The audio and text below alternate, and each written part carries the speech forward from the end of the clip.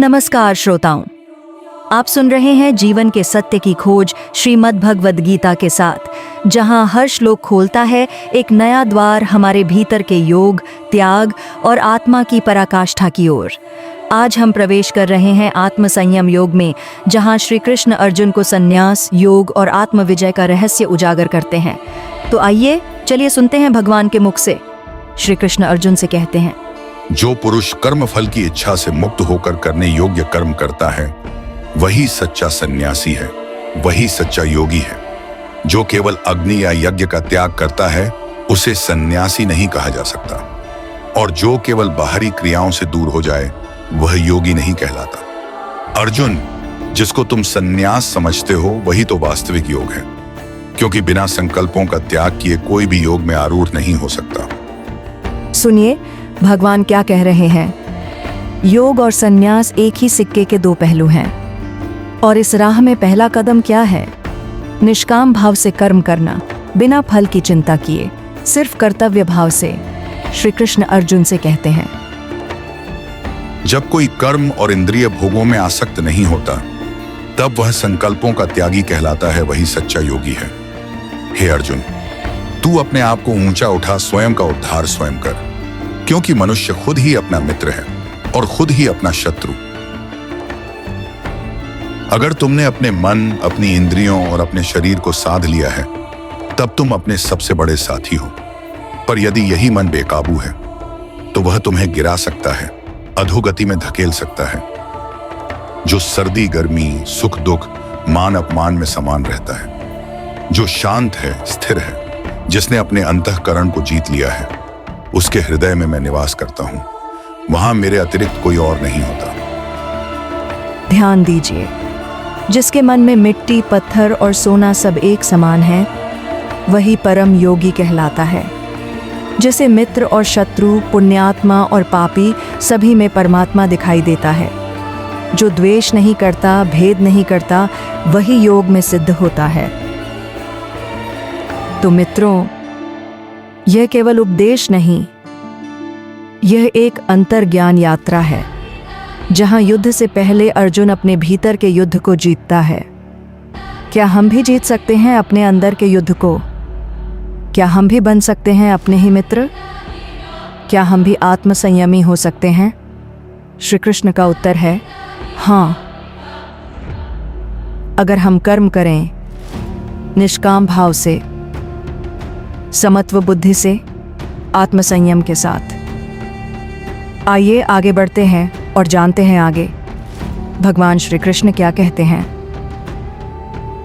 जो योगी मन और इंद्रियों सहित शरीर को वश में कर लेता है, जो न किसी आशा में बंधा है, न संग्रह में, वह एकांत स्थान में बैठकर आत्मा को परमेश्वर के ध्यान में निरंतर लगाए रखता है। शुद्ध भूमि पर कुश, मृगछाला और बक बिछाकर, न अधिक ऊंचा न बहुत नीचा आसन, सिर, गला और शरीर सीधा, अचल, दृष्टि सिर्फ अपनी नासिका के अग्रभाग पर, मन बस एक ही लक्ष्य में केंद्रित करके केवल परमेश्वर में। अर्जुन, यह ध्यान, यह योग सबके लिए नहीं, न अधिक खाने वालों के लिए, न जो उपवास से शरीर को तोड़ देते हैं, न जो हर समय सोते हैं और न जो रातों को जागते रहते हैं। संतुलन चाहिए। जैसे दीपक वायु रहित कक्ष में स्थिर होता है, वैसे ही मन जब बिना डगमगाए शांत चित्त हो।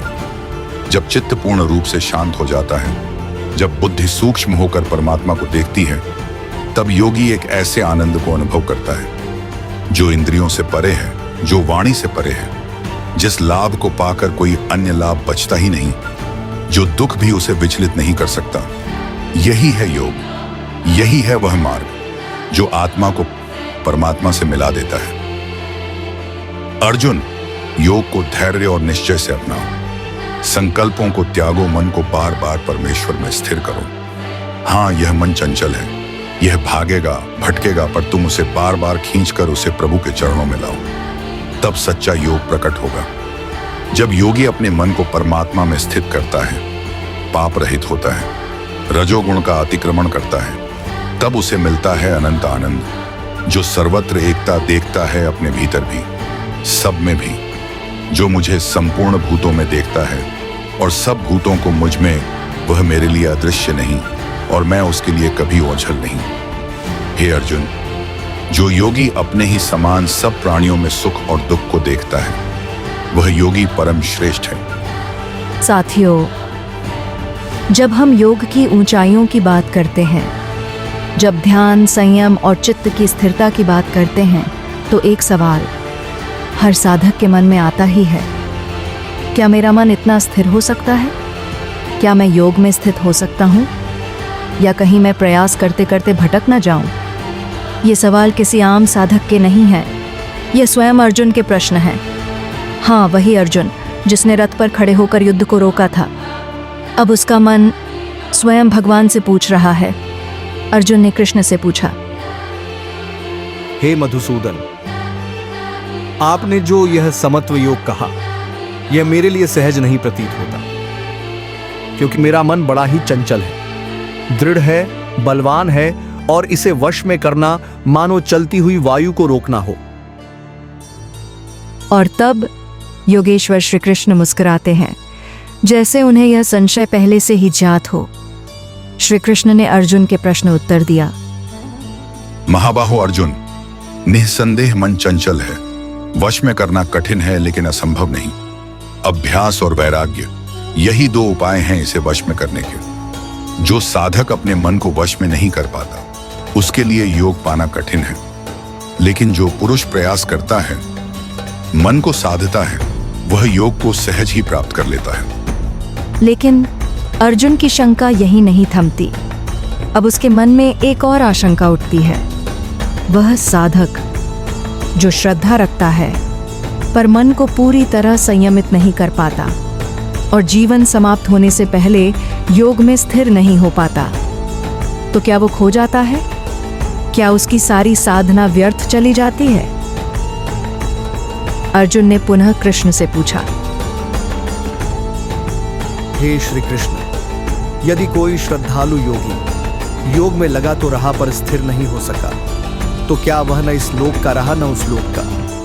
क्या वह ऐसा नहीं हो जाता जैसे फटा हुआ बादल जो कहीं भी आश्रय न पा सके? हे केशव, आप ही मेरे इस संशय का समाधान करें, क्योंकि आपके सिवा यह ज्ञान किसी के पास नहीं है। साथियों, यह है वह बिंदु जहां हर साधक की सच्चाई सामने आती है। मन चंचल है, संशयग्रस्त है, लेकिन यदि जिज्ञासा बनी रहे तो उत्तर अवश्य मिलता है। और क्या है श्री कृष्ण का उत्तर?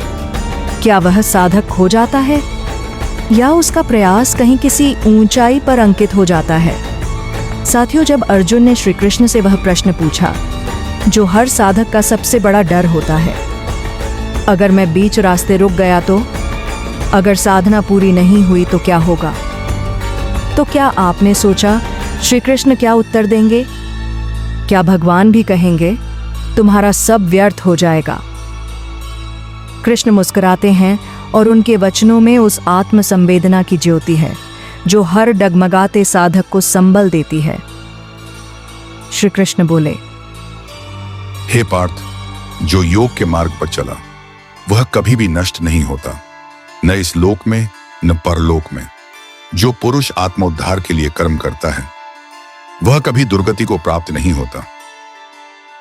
क्या होता है उस योगी का जो मृत्यु से पहले सिद्ध नहीं हो सका? श्री कृष्ण कहते हैं, वह पुण्यवानों के लोकों में निवास करता है और फिर जन्म लेता है किसी पवित्र, श्रीमान, सात्विक परिवार में। या फिर अगर वह वैराग्यशील रहा हो तो उसे जन्म मिलता है ऐसे ज्ञानी योगियों के घर में, जहां आत्मबोध का संस्कार जन्म से ही मिल जाता है। लेकिन अर्जुन, ऐसा जन्म संसार में अत्यंत दुर्लभ है और फिर उसके भीतर पहले जीवन की साधना फिर से जाग उठती है। वह बिना कहे उसी राह पर चल पड़ता है। उसका मन भगवान की ओर स्वयं ही खिंच जाता है और तब वह योगी इस जन्म में पुनः प्रयास करता है, और अब पहले से भी अधिक बल से। वह वेद में वर्णित सकाम कर्मों को लांघ जाता है। वह जन्मों की साधना को एक जीवन में पूर्ण कर लेता है। जो योगी प्रयास करता है वह सब पापों से रहित हो परम गति को प्राप्त होता है। क्योंकि अर्जुन, योगी तपस्वियों से श्रेष्ठ है, योगी शास्त्र ज्ञानियों से भी श्रेष्ठ है, योगी यज्ञ और कर्मकांड करने वालों से भी श्रेष्ठ है। इसलिए हे अर्जुन, तू योगी बन। लेकिन श्री कृष्ण यही नहीं रुकते, वे उस श्रेष्ठ योगी की पहचान भी कराते हैं। श्री कृष्ण आगे कहते हैं,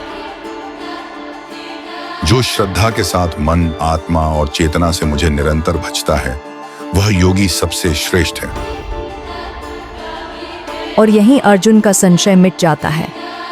वह समझ जाता है योग कोई लक्ष्य नहीं, योग तो यात्रा है जो मृत्यु के पार भी साथ चलती है।